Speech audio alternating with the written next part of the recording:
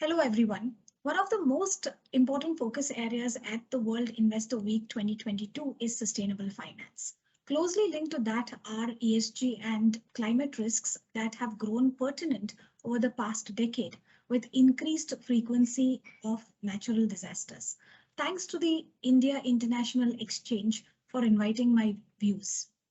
The impact of climate change is worsening in emerging markets, especially the negative effects on existing vulnerable populations, pushing millions further into poverty, limiting opportunities of sustainable development, and for people to escape from poverty. In India, the losses due to extreme weather events like tropical cyclones, floods, droughts amount to almost about 87 billion US dollars in 2020.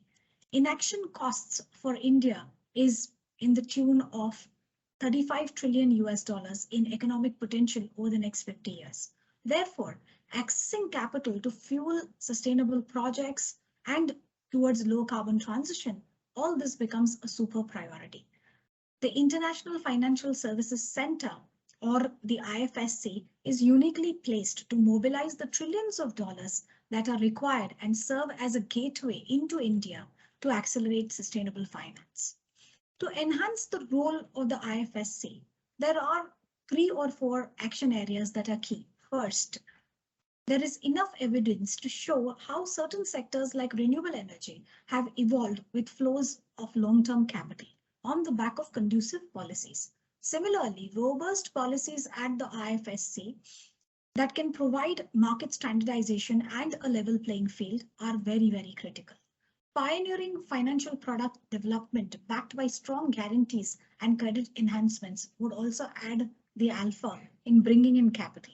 And then upskilling talent within financial institutions to include lending to new emerging sustainability sectors like low carbon technologies, consumer packaged goods, or biopharmaceuticals that would help accelerate capital inflows. These mechanisms would not only provide access to diverse global investors, but also bring about a market shift, enhancing India's sustainable finance capacity across asset classes. At the same time, attract transition finance that is much required for India's decarbonization plan. And then instruments like green, sustainable, or social bonds have seen tremendous growth over the past few years, with H1 performance at $417 billion globally in 2022. India's green bond market is still underdeveloped with huge opportunities for financial institutions to tap.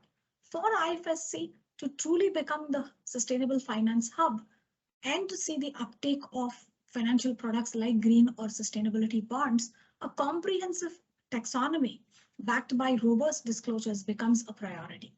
This will offer private and international investors a level of transparency, sustaining trust, which is so much required, especially in emerging markets like India.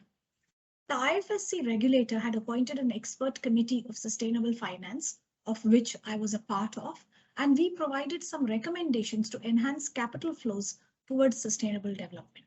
Some of the key points included drawing up an internationally aligned taxonomy for the IFSC that would scrap any potential greenwashing and bring in global investors who are normally wary of entering markets that don't clearly define what is green and what is not. A classification is bound to facilitate IBUs within IFSC to particularly raise international capital through its platforms, given that it provides residence to both national as well as international banking units. Translating into collaboration for knowledge sharing, best practices, and even peer learning between these entities is then possible. Innovating financial products and structures, on the other hand, was suggested that would certainly help in financing interventions which may not be attractive to traditional financing sources.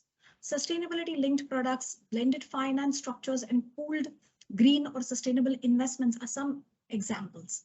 Linking products to sustainability outcomes and incorporating de-risking mechanisms would enhance the role of IFSC and strongly connect within the international investor community.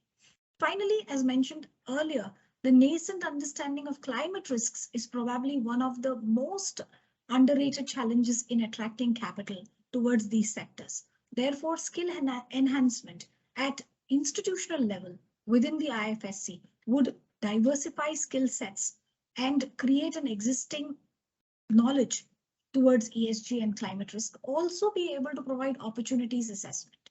IFC undoubtedly stands at the confluence of global and domestic financial ecosystem, and its progressive mindset has translated into some issuances and regulations favorable for a sustainable finance landscape. For example, the fund management regulation released by the regulator in 2022 is a comprehensive framework for asset managers that has an ESG criteria embedded into the framework. This is a positive indication of India's priorities to the global diaspora.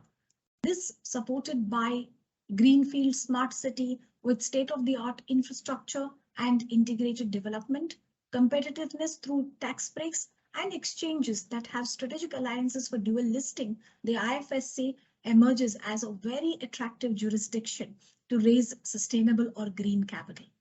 All in all, the IFSC is well positioned to be the hub for sustainable finance, and a well thought of action plan that becomes operational immediately with a short, medium, and long term timeline would help in enhancing capital flows towards India's NDCs and the decarbonization plan, and towards the IFSC gift city companies as well as clients. Thank you very much.